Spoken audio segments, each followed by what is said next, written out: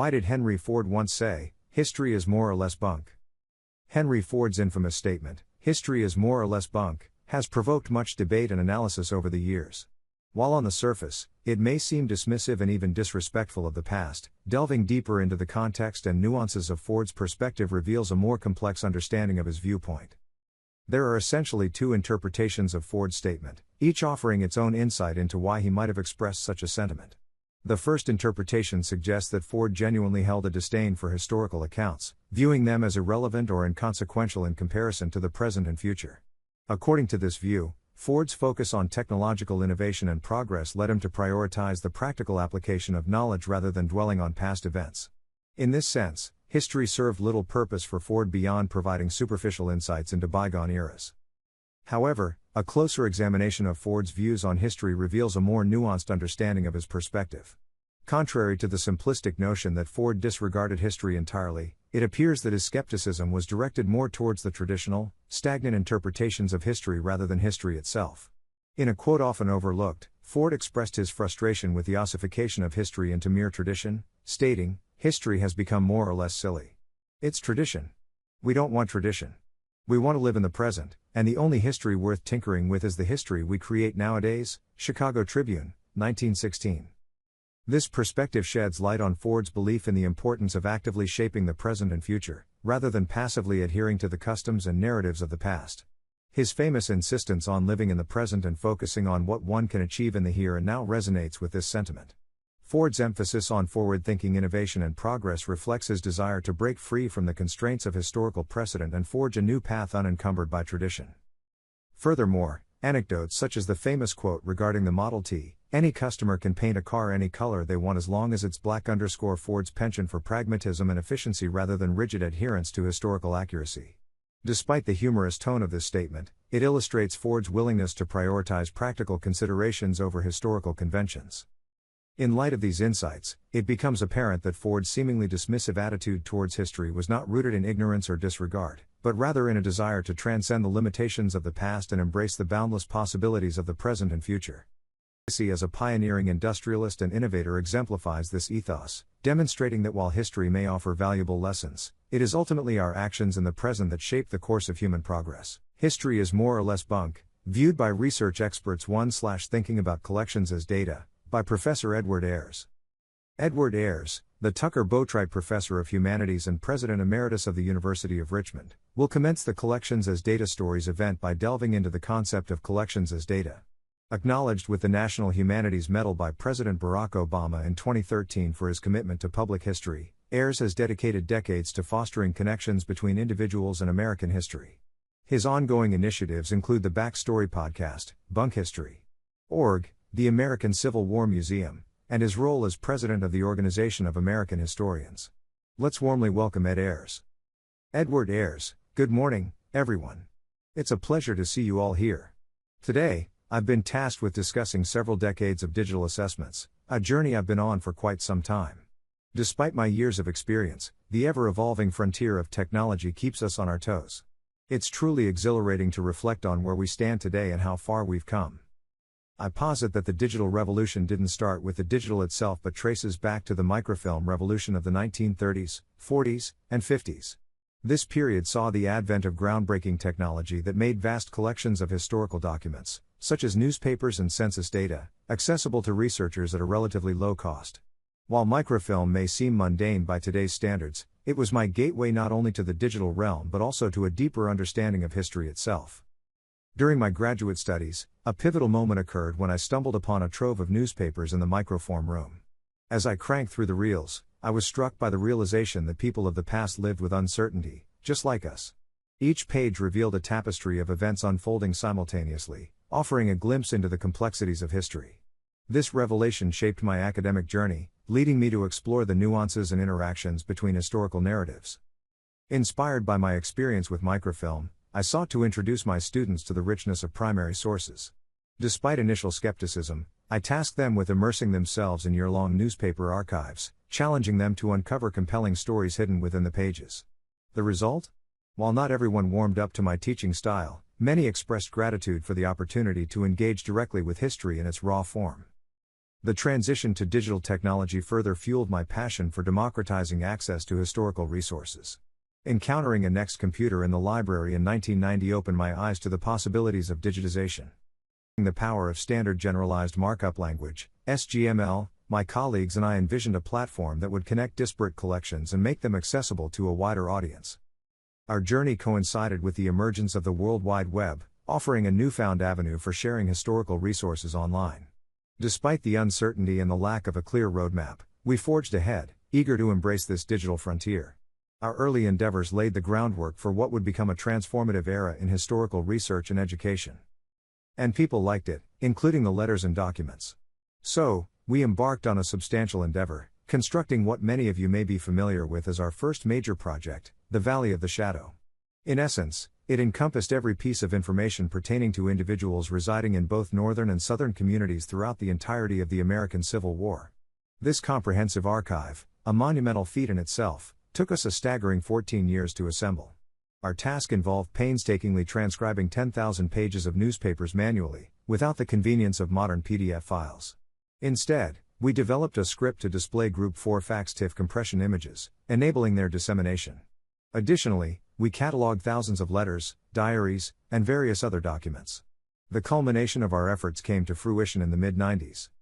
In 2003, I authored an analog book detailing this project, emphasizing its reliance on an extensive archive, readily accessible to all. Shortly thereafter, I assumed the role of Dean of Arts and Sciences at UVA before transitioning to the presidency at Richmond. Notably, the University of Virginia, rather than harboring resentment over my departure, demonstrated remarkable foresight. They took it upon themselves to ensure the longevity of the Valley of the Shadow. They committed to maintaining its functionality, even 10 years into the future, exemplifying a commitment to preservation in the digital age. This dedication to longevity became even more apparent when I revisited the project years later. Despite years of neglect, the Valley of the Shadow remained operational, a testament to the meticulous maintenance efforts undertaken by the University of Virginia. This serves as a poignant reminder of the enduring value of digital endeavors, even amidst the rapid evolution of technology. Upon joining the University of Richmond, I played a pivotal role in establishing the Digital Scholarship Lab, spearheading numerous innovative projects. Among these initiatives is American Panorama, a digital atlas of American history. Leveraging pre-digitized sources that have emerged since our inception in 1993, we sought to shed light on previously obscured historical narratives. For instance, one project focused on mapping the forced migration of enslaved people, utilizing machine-readable data from the United States Census. This endeavor allowed us to visualize the movement of African American populations across the southern United States, unveiling insights hidden within the data. Furthermore, we developed an open-source toolkit to facilitate the creation of similar projects by other scholars. While I refer to these projects as we, it's essential to acknowledge the invaluable contributions of my colleagues, Rod Nelson, Justin Madron, and Nate Ayers, who played instrumental roles in bringing these initiatives to fruition. Another noteworthy project centered on mapping the foreign-born population of the United States from 1850 to 2010. This endeavor aimed to uncover patterns and trends in immigration over the course of a century and a half, offering new perspectives on the nation's demographic shifts. Alright, let's delve into the functionality of the platform. By clicking on a county, we're presented with a comprehensive view of the places of origin for the residents of that particular area in a given year. This interface offers multiple ways to interpret the data, from the gradual spread of population to detailed narratives associated with specific locations. For instance, on the forced migration map, clicking on a location would reveal the personal accounts of individuals affected by these events. Our ability to create such impactful visualizations has garnered widespread attention, particularly with projects like the one recognized by National Geographic as one of the top 15 maps globally. This collaborative effort, involving institutions like Richmond, Johns Hopkins, the University of Maryland, and Virginia Tech, aims to elucidate the historical roots of societal inequalities across 150 American cities. The coming project on urban development will similarly shed light on the transformation of cities during the 1960s, highlighting the impact of initiatives such as interstate construction and urban renewal. These endeavors align with the overarching mission of projects like the Valley of the Shadow, to unveil the latent power within historical data and make it accessible to a broader audience. It's my aspiration that every middle school student in America will have the opportunity to explore the evolution of their county's history, recognizing the nation's rich tapestry of diverse origins. The American Panorama Digital Scholarship Lab represents a paradigm shift, leveraging existing digitized resources to facilitate new insights into historical narratives. Rather than laboriously compiling scattered archives, we now harness the wealth of machine-readable data at our disposal. Take, for example, our collaboration with George Mason University and the University of Richmond's first-year students to transcribe articles from Chronicling America's repository of over 2,000 newspapers.